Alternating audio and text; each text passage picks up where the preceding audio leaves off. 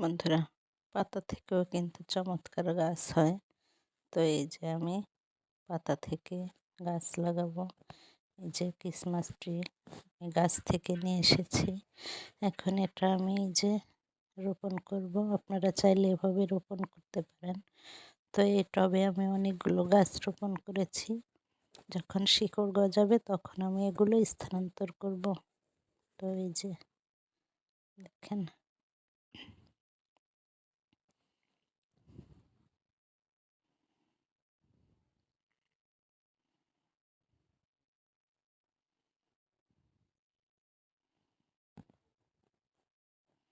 আপনি চাইলে এভাবে পাতা থেকে গাছ রোপণ করতে পারেন। এবং প্রায় আমরা দেখে থাকি যে প্রায় গাছ থেকে, পাতা থেকে এভাবে গাছ হয়।